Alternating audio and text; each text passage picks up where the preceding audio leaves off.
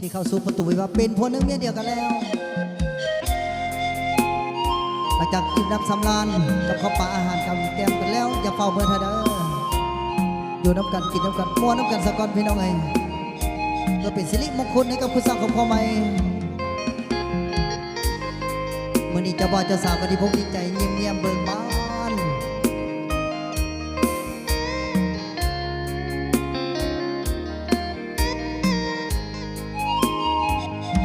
เป็นนกเป็นสาก่อนถึงข่าวที่จะแต่งงานคงหากันมาตั้งนาน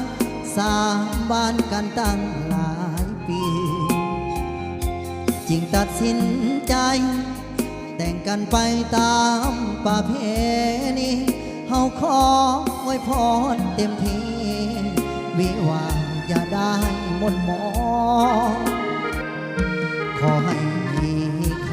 ำมีเงินเป็นหมื่นเป็นล้านชีวิตหลังการแต่งงา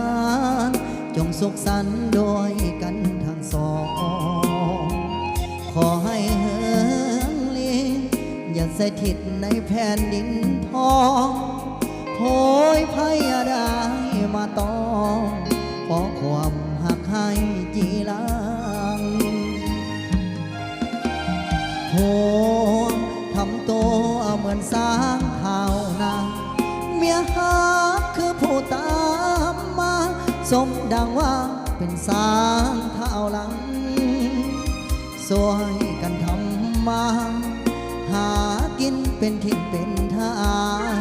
สองแนวคิดอย่าเหินห่างมียังค่อยๆเว้ากันขอให้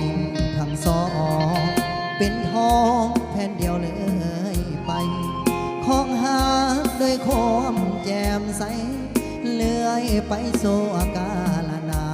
นถือเท้ายอดทอง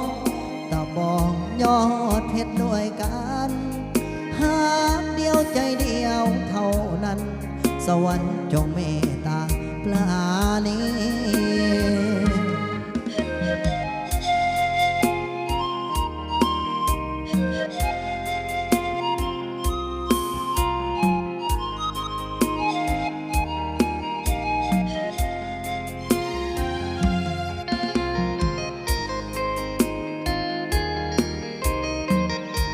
ทุกท่าน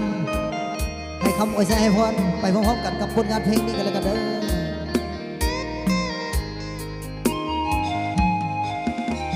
โหทำตัวเหมือนสางเท่านั้นเมียหักคือผู้ตามมาสมดังว่าเป็นสางเท่าหลังสวยกันทำมา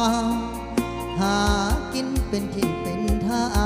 งสองแนวคิดอย่าเหินห่างมียังค่อยๆเว้ากันขอให้ทั้งสองเป็นทองแผ่นเดียวเลยไปของหาด้วยความแจ่มใส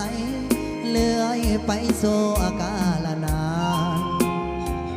ถือเท้ายอดทองตะบองยอดเพชรด้วยกันหากเดียวใจเดียวเท่านั้นสวรรค์จงเมตตาปราณี